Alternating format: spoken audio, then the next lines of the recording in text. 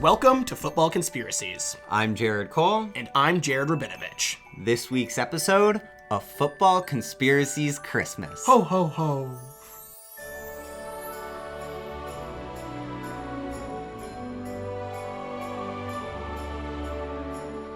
Ho, ho, ho, and welcome to a Football Conspiracies Christmas, brought to you by your two favorite non-Christmas celebrating podcast hosts.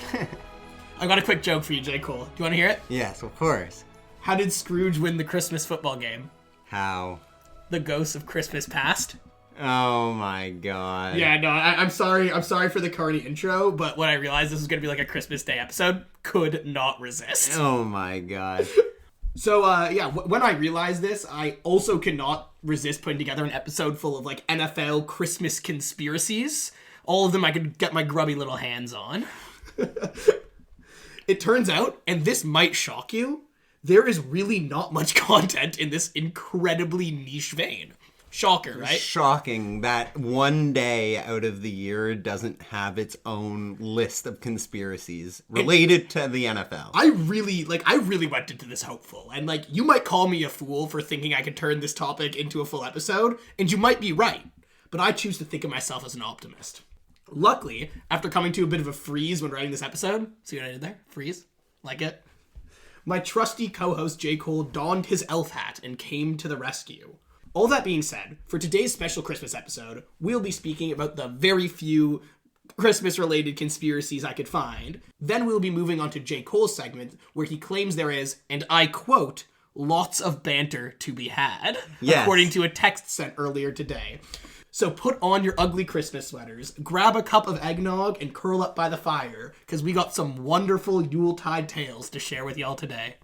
That was amazing. Thank you. I was really proud of that intro. That was a good one. Yeah. But before you get into it, I have something big I have to bring. Something big? It's huge because as a Football Conspiracies podcast that talks about conspiracies and curses, I would like to say that we have officially cursed someone, Jared. No, you can't say that. Yes, 100%. We cursed Kirk Cousins. We're the reason he's benched. What do you mean? Like, I'm actually elated right now you saying that. Hey, so this Kirk Cousins, I was looking into his stats for Kirktober, of course, and I brought that to you guys on our November 13th podcast. Yes. But the way we do our podcasts is we're recording on probably like Wednesday or Thursday the week before.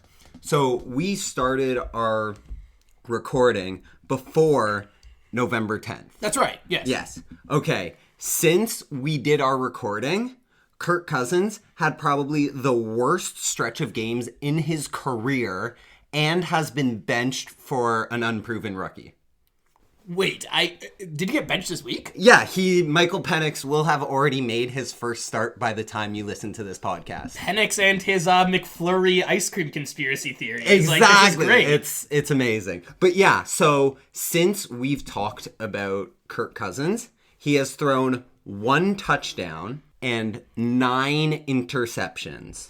Okay? Wow. He has only thrown over 250 yards twice, but his completion percentage has been like in the low 60s compared to the mid 70s it was in before. That is crazy. Yeah, so there's a lot of stats I recommend looking at Pro Football Reference because you can see that like he has progressively gotten so bad that they've had to bench him. Yeah, I mean, if it was my choice, if I was the managers of the Falcons, there's no way I would have given, like, the biggest contract in NFL history at the time to, like, a retired youth group pastor. But, like, who knows? Yeah, I mean, looking back, $100 million guaranteed money. I don't know who the fuck thought that was a good idea. Yeah. Oof. I saw a thing that Sam Darnold is going to pay the price for it, though. And why is that? Because Kirk Cousins was a pretty good quarterback in Minnesota, sure, and then he leaves this really good Minnesota system and organization to a place that doesn't have as good of a system, and they completely collapse. So Sam Darnold was pretty shit before, and he comes to Minnesota, and he's looking great. Yeah, for sure. But it could just be the system. That's totally fair. And so Sam Darnold is going to be the one to pay the price because Kirk Cousins is shit. I mean, like, I'll be the first person to say I was totally wrong about Sam Darnold. I thought he was going to be dog shit at the beginning of the season, and he's totally proven me wrong. But I mean, like, you're right. It could just be the system around him that's keeping him propped up, right? He's like a weekend at Bernie's sort of quarterback. Yeah, exactly. And just another thing, I know you've never had a Costco hot dog. I have not. I can't believe you exposed me like that to all our listeners. The only reason I do is because Michael Penix Jr. was at Costco buying a hot dog when he found out that he was going to be the Falcons and the starting quarterback this week. Well, I mean, when you're on a rookie contract, there's only so much you can afford. I know, but I just think that's hilarious. That is crazy. Yeah, so I don't know. We cursed Kirk Cousins, and I felt like that needed to be mentioned. No, I appreciate you bringing that up. That's big news. That's hype. That's probably the biggest news football conspiracies we've ever produced. I know. When I noticed the trend like starting again, the opposite trend starting again, it was perfect. I was cheering against Atlanta against the Rams just because I figured, better for the narrative. But like he basically. He did not win that game. Like, they won 15-9. Like, he did not win that game. Yeah, it's pretty sad. I mean, like, no Kirk November, I guess. Yeah. I mean, it's leading 3 weeks of December, too, so... Yeah, exactly. I mean... Yeah, Yikes. Not looking good. All right, Jared, hit us with your Christmas specials. Yeah, no, I appreciate the interruption. Definitely worthwhile. But yeah, now we're going to be getting back to a football conspiracies Christmas. Now, like, imagine, like, someone knocking at the door, you opening it, white Christmas outside, the classic Christmas special opening. That's what we're imagining right now as we're beginning part 1 of this episode, which I have so beautifully titled, because I could not come up with anything remotely better, NFL Christmas Graphic. I know. That's probably some of my best work. Very descriptive. Trust me, it will be once we start talking about it. So, like I already mentioned before, there was really not a lot of content for me to work with this week. I mean, like, I don't know what I expected when I started a niche podcast about football conspiracies to begin with, and then thought I could find something of an even nicher topic within that. That's really on me. Like, I should have seen through that. Yeah, this is getting a couple layers deep. A couple, like, yeah. I'm head first in the rabbit hole right now. All right. That being said, I did find one theory that can undoubtedly be categorized as an NFL Christmas conspiracy. Like, no questions asked. This is a theory from back in January of 2020, a couple months before all of our innocence was taken away. The information I'm working with comes from an article titled, "Did this NFL Christmas graphic predict the 49ers and Chiefs would be in the Super Bowl?" by Jordan Heck on sportingnews.com. For the record, I have never heard of sportingnews.com or Jordan Heck. That being said, he has one heck of a last name. Yeah. Also, sportingnews.com, like, quite on the nose. I'm not going to go out for bat for this publication. The website seemed pretty sketchy. Like, it was one of those websites that I thought was going to, like, pull up, like, 404 page not found when I originally saw the link. But luckily, here I found this. Yes. So this article is actually about a Reddit post. I know, big surprise. Never done that before. Never. This Reddit post is from a user named u/Tom2727. In the post, the user is speculating about what a Christmas graphic put out by the NFL social media team may mean. And we'll get to describe the graphic in a second, but the implication he's clearly trying to put out there is that you could have used this graphic to predict who would be appearing in the upcoming Super Bowl. Okay. So the post itself is pretty bare bones, just the graphic alongside the caption. This was posted on Christmas Day on NFL Facebook page. Only 2 teams wearing game pants in this pic. Pretty nothing, right? Okay, yeah. So, J. Cole, I just want you to describe this graphic to the listeners quickly. There's a lot to describe in this photo, granted. Like, there's a lot going on. It's a busy graphic. Oh my god, it's like... Okay, so there's a player from every single team to start it off, like the big name players from every team. Like, you got Patrick Mahomes at the bottom cuddling up against a couple of dogs in Christmas sweaters. You got Brady in a New England Patriots Christmas sweater. It's 2020. Chatting with Odell Beckham in a Browns jersey. You got Michael Thomas sitting on the floor, Lamar Jackson with a present in his hands. You got George Kittle off in the corner opening up a president. Opening up a president. Finding just a bunch of eating McDonald's. Yeah. Opening up a present with a dog in it. You got... Who else do we have here? We have Derek Carr and the Saints. You got Prescott. You got when Derrick Henry was still on the Titans. We got Minshew rocking some jorts. Yeah, we got Austin Eckler for the Chargers. And who's that putting the star on the Christmas tree? And it looks like Josh Allen's up top there. That is my boy Josh. Yes. Yeah, so pretty good. Yeah, that's a good description, right? Yeah. Like, it's a cartoon graphic that was put out by the NFL to celebrate Christmas. One player from each team all doing Christmassy things, all hanging out on Christmas morning, I assume. That's the idea. Pretty fun stuff. Yeah. So, before I dive into it, anything sketchy about this to you? Well, I can see that because you mentioned this has to do with the 49ers and the Chiefs, I'm going to say, because they're both dealing with dogs. Okay, that actually does have something to do with it, but that's a bit of a later fold, so we'll get into that in a moment. Wait, Aaron Rodgers is rocking a menorah? That's so funny. Yeah. There's really no Jewish football players, so I mean, the best they got, question mark? So before we get into what this actual theory is about, I think this one thing needs to be mentioned first, and that's that this theory was only posited after we found out who would be in the Super Bowl.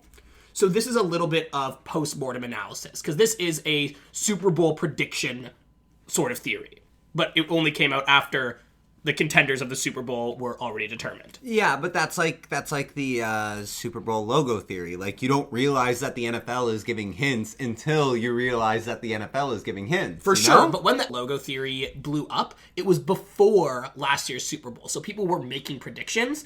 This guy, U/Tom2727, didn't ever think of this, clearly. He never posted this until January well into January of the year after. So this is like a month after the graphic was put out to begin with. We already knew who was going to be playing in the Super Bowl. Okay.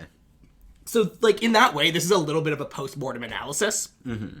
This is something you actually see a lot in the conspiracy world, like, quite often, actually. Which is, you focus on a specific event after it took place, and you go back after that to find all the breadcrumbs that could possibly shed doubt on the authenticity of the event. Think about 9/11, for example. No one was saying it was going to happen before it did, but tons of people were able to find quote-unquote evidence that it was planned following the event, right? Yeah. And quick side note for the one or two listeners who may understand what I'm about to say, if someone messages me after this episode claiming that Alex Jones predicted 9/11 before it happened, no, he did not. I understand the theory, and I've heard all sides of it, and it is demonstrably untrue. Rant over. Back to the top. You mean the Onions, Alex Jones? Not any longer. What? Yeah. What? Judge nixed the sale. Hopefully they're able to work it out somehow. That's one of the saddest things I've ever heard. I know. It was like one of the happiest pieces of news I've ever received, just for, like, biggest rug pull of all time. I felt bad. It felt bad. So back to the topic at hand. This NFL Christmas graphic. Pretty much, the post is claiming that the eventual 49ers and Chiefs Super Bowl, which eventually happened this year, that this graphic came out, could have been predicted earlier if some astute observer could have noticed that in this graphic, the only two players wearing their game pants were Patrick Mahomes of the Chiefs and George Kittle of the 49ers. While the rest of the players are depicted wearing sweatpants, with the exception of Gardner Minshew, who's rocking his jorts. Yeah. But, like, that's the theory. The fact that in this graphic, the only two players who's wearing game pants are the two players who represent the teams that ended up in the Super Bowl. It should also be mentioned, the vast majority of players, you cannot see their pants. Yeah, no, I was going to say, like you could really only see, like, 3, 4, 5 people in the front row and maybe Josh Allen up on the tree, but that was about it. Yeah, exactly. Like, how do you know that, like, Kirk Cousins in the back there isn't wearing his game pants, you know? That's what I'm saying. Like, you have no idea. We can't see them there. But I mean, like, this theory, obviously, I don't think anyone's convinced by this. Like, you're poking holes in it immediately. First, there's the Gardner Minshew fold. Why is he not wearing sweatpants like every other player there? Because that's the whole implication that's made. Like, everyone's wearing sweatpants except these two, but that's not true. And on top of that, even more concerning, as Jordan Heck actually pointed out, the author of this, upon closer examination, it appears that Dak Prescott is also wearing game pants. Why would he add that? Like, why would he say... No, this is not the original poster who did this. This is just the guy writing the article. Oh, okay. Yes, exactly. Yeah. Clearly, the original poster never noticed that Dak was wearing his game pants. Wearing game pants. Exactly. As far as I'm concerned, like, this fold of Dak wearing the game pants completely deflates a theory that was already, like, completely weak tea to begin with. I'm drinking water here with, like, 2 tea leaves in it. It's brutal. Yeah, so I was right, and yet again, the Redditor was wrong.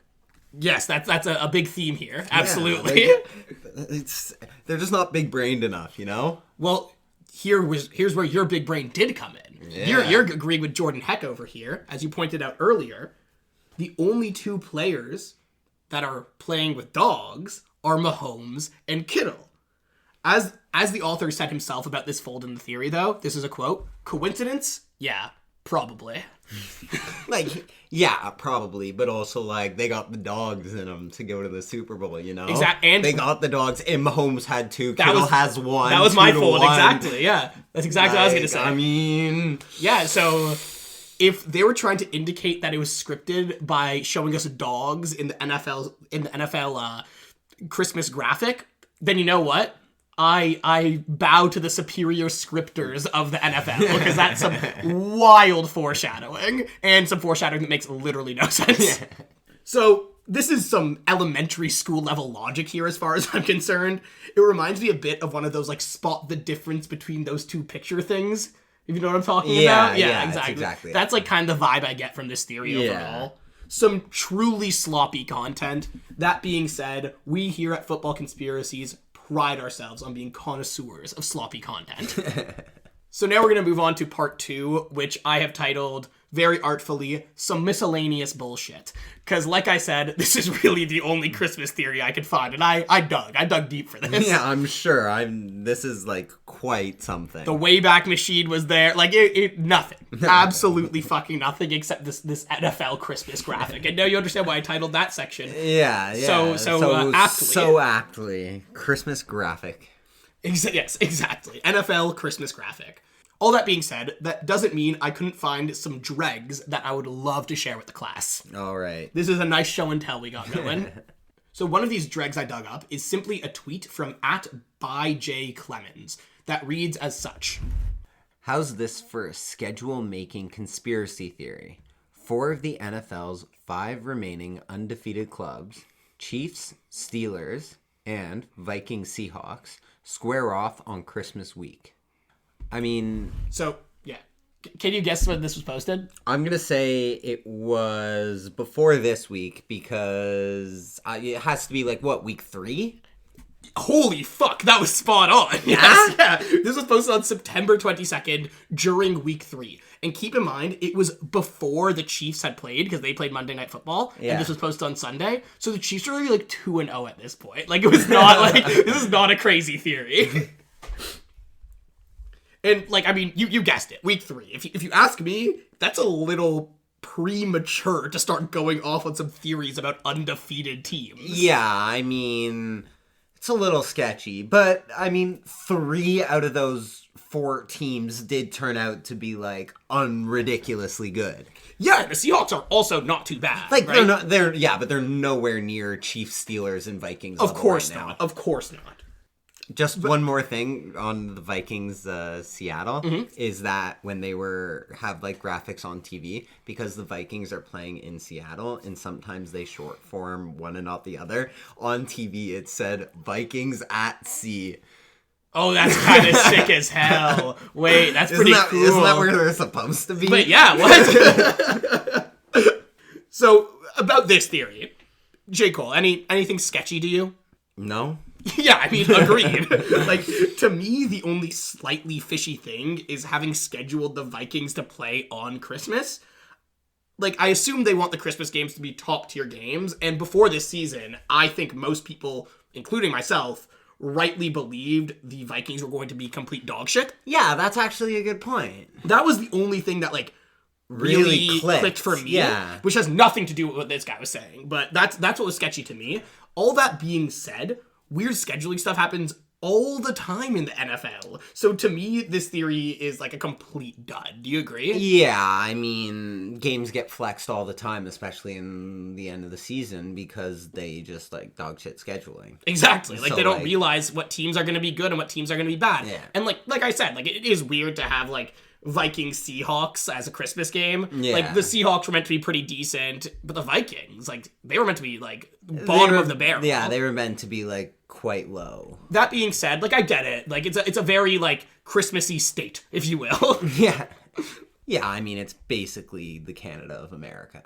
Yeah, I mean, as far as I'm concerned, I've never met a American who is more Canadian than someone from Minnesota. I've met Minnesotans who are more Canadian than I am. It's crazy. So another theory I saw was also about the Christmas games that are coming up.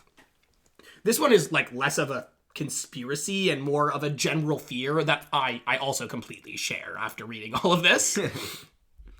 This is people raising concerns over the fact that the Christmas game will be streamed on Netflix. You're nodding at me like you've seen this before. Yeah, so I tried to watch the Paul Tyson fight. That's literally the next line Obviously, because Netflix just did so shit. It was disastrous, yeah. But I feel like if they could learn anything from live streaming these types of events, like, the Paul and Tyson is their greatest, like, test, quote unquote. 100%. Like, they definitely will have their shit figured out by football, especially because they realized how bad it was for Tyson Paul. 100%. Like, I really hope so. That being said, they only have more subscribers than they did at that time. Yeah, but that's the thing. Like, they have to expect more, and they know, like, they were probably expecting less than they got.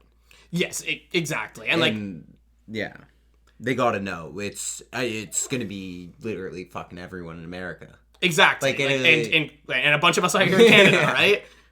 So, I don't know. Like, people, including myself, based on the experience we had watching the Tyson-Paul fight and the Netflix servers just going berserk, I don't know. I think there's a right to be concerned about Christmas Day games, especially considering, like, me as someone who doesn't celebrate Christmas, I have nothing to fucking do on Christmas but watch football, exactly. So they better work. I feel like it's gonna be easier to watch the game as, like, on Twitch with, like, a streamer in the corner rather than actually watching it on Netflix. Or, like, you know what I mean? Or not endorsing, please don't use this, never ever use meth streams. Like, it just, like, it works perfectly. Yeah. No, it doesn't. Terrible. Adam Schefter would never recommend that. No. Shh. It doesn't even exist. Don't look up meth streams if you're looking for a really high quality free stream of any sports event. Do not look up meth streams.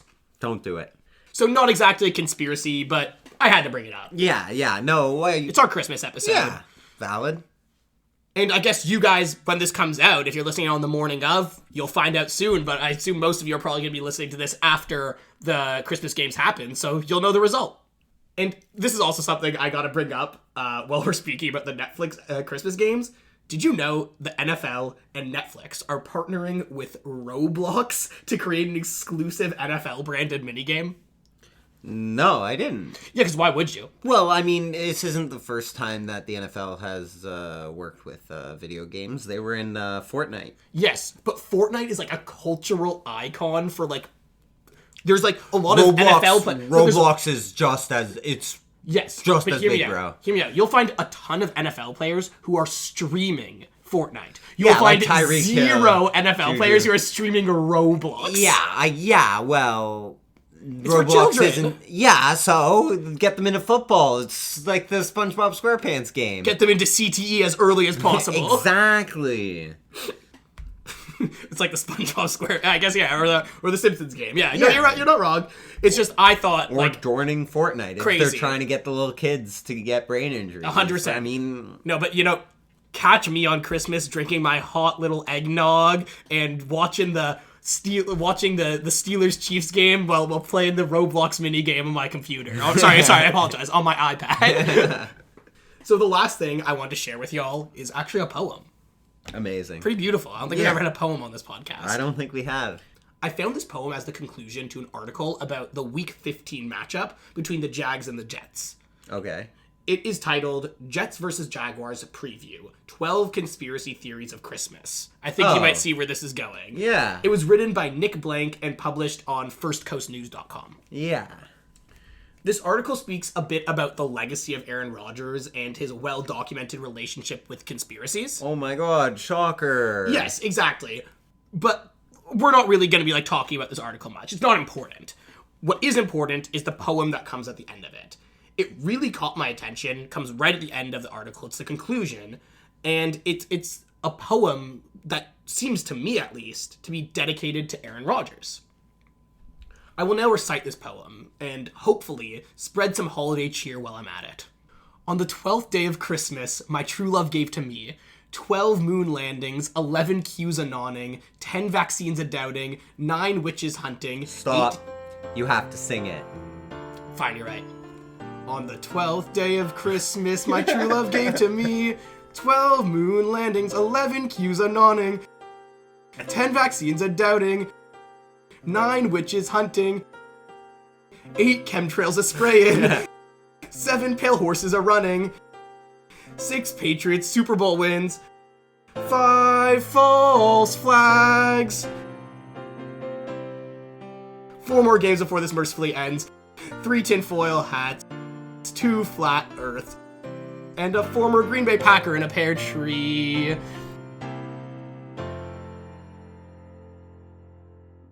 I know my singing's not the best, but I hope this truly got you in the Christmas mood. Yes, Merry Christmas. Merry Christmas. Happy holidays to all.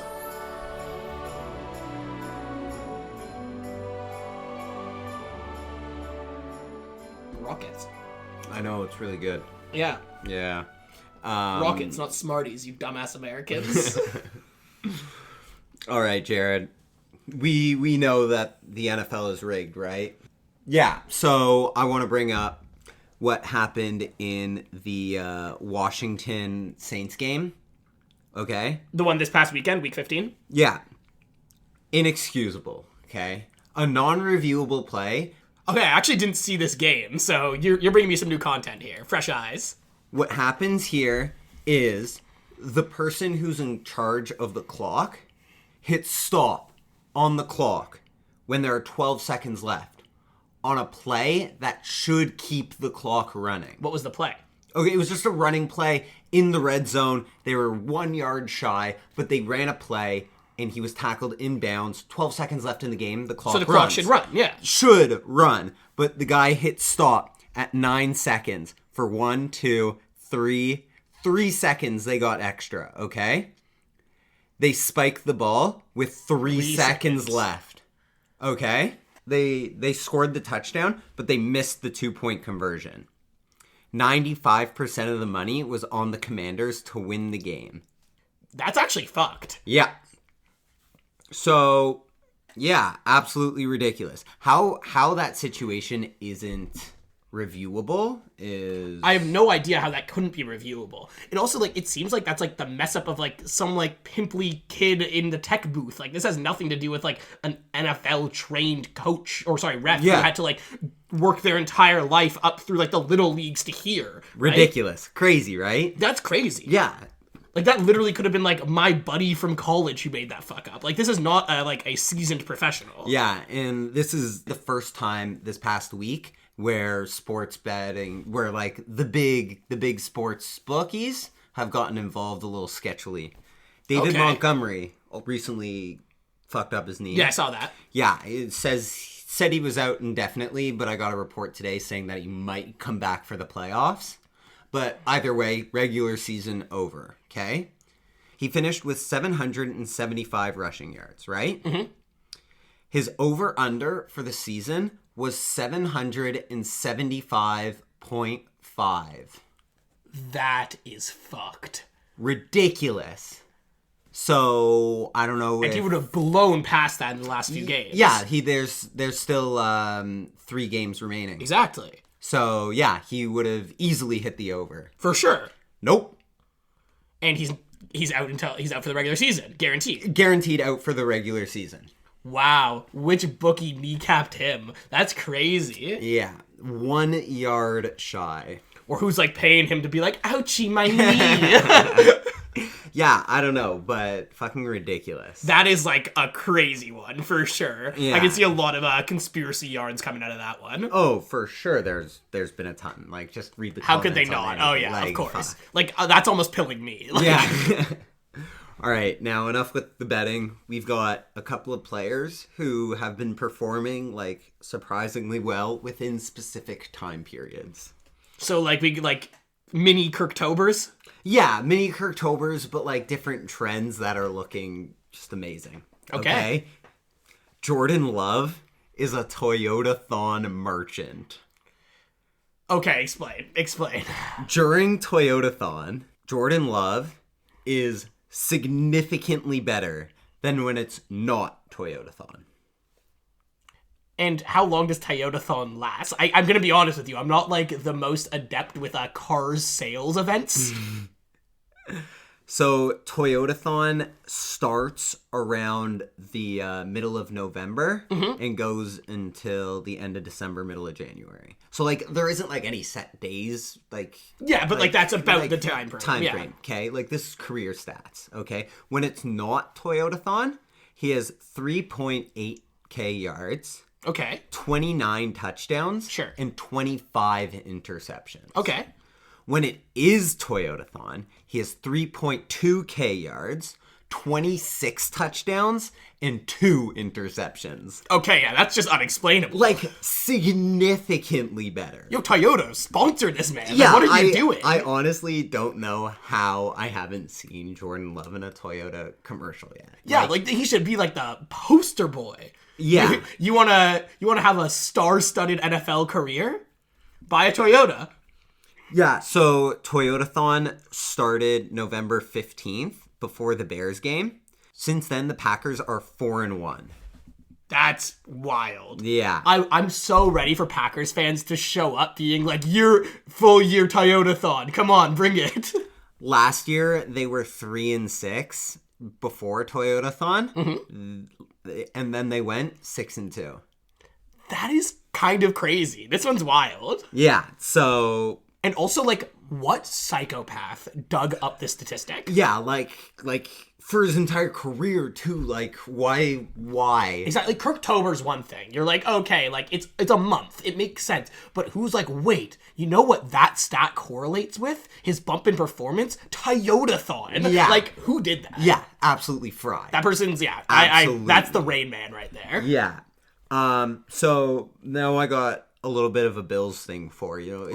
It's got an up, but it's got a down too. There's no such thing as a Bills up without a down. Yes, that is Historically absolute fact. speaking. So Josh Allen, as you may have known, got engaged on November 22nd. Congratulations, Josh. Since one of our loyal listeners. Yeah. Since then, he has 1,000 yards and 14 touchdowns, 0 turnovers, 3 games. Well, I mean, he's a fucking legend. He is literally living the best life. No, he's like actually like I cannot describe like what he's probably feeling right now. He's like he is winning. He is what Justin Verlander was in 2017. Oh yeah, like this man has been on like a fucking like 3-4 week long MDMA high. Has never come down, is just experiencing his best life, cannot even conceive not feeling great. And like he probably lost that game to the Rams and was like, who fucking cares? Yeah, exactly. He was like, I'm fucking I clinched my division. Yeah. I still scored 40-something points that game. I did my job. Yeah. All right, and the Bills down I'm going to bring you is I saw a point differentials, but it's for when you're playing an above 500 team or a below 500 team. Sure. To see if your team is like actually good or if they're just like beating up on the shit guys, you know? I mean, like we famously delivered the only Chiefs loss this season. When the Bills are playing a team above 500, their point differential is +6. Sure. When they're playing teams below 500, their point differential is +129. Whoa.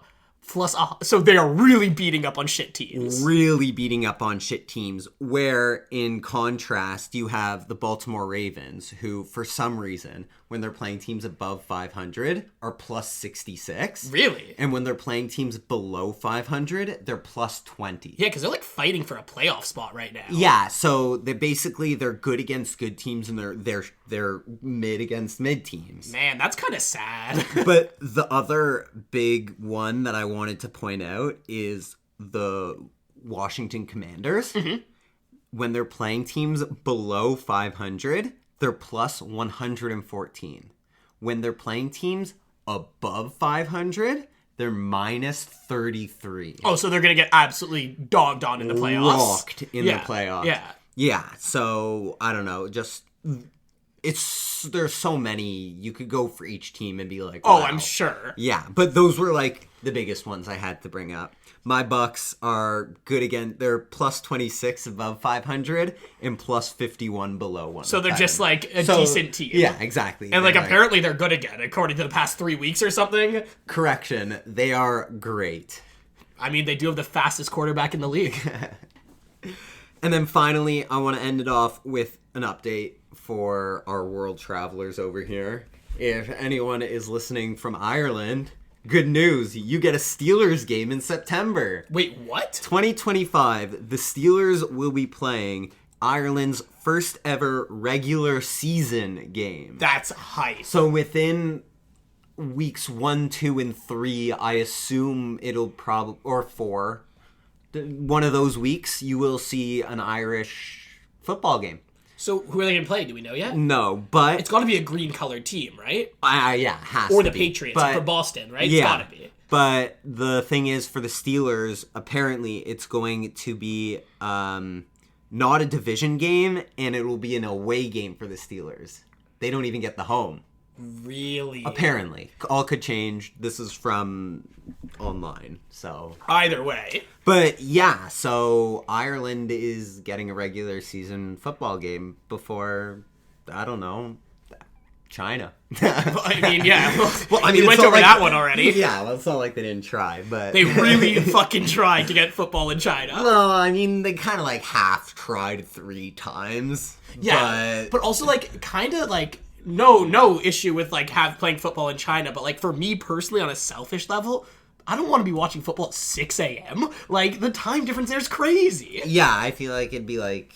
Exactly. You'd have to record it and watch it later and hope you didn't get any spoilers sort of vibe. Exactly. Like Irish football game, I love that. That just means it's going to be on at like 10 a.m. and it just adds like another football game in the morning for me to watch before the 1 p.m. start. It's great. I love it. Yeah. But like... No, yeah. Oof. I'm excited for that. That's going to be cool. Ireland will be good. And you know I'm tuning into the Sky Sports broadcast of it so I can listen to Irish accents. Well, I mean, Sky Sports is British, so... Oh, fuck. Well, whatever the Irish Sky Sports is.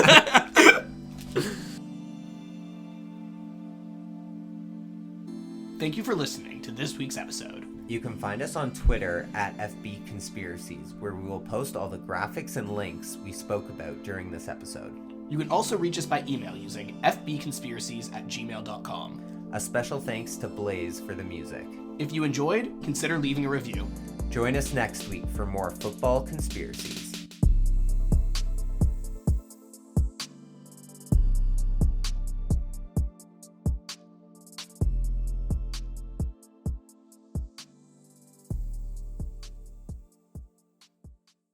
You gotta like add crackling fire or like some like undertones of Christmassy music, maybe like a little elf laugh in the background to my poem, or I guess my song as you've made me make it. Yes, I will. I might add like the fire crackle sound effect. Exactly, it's like, a Yuletide. That's what we're going to this episode, right? Classic, Exactly. yeah. By the fireplace, drink the eggnog, guys. Yeah, there you go.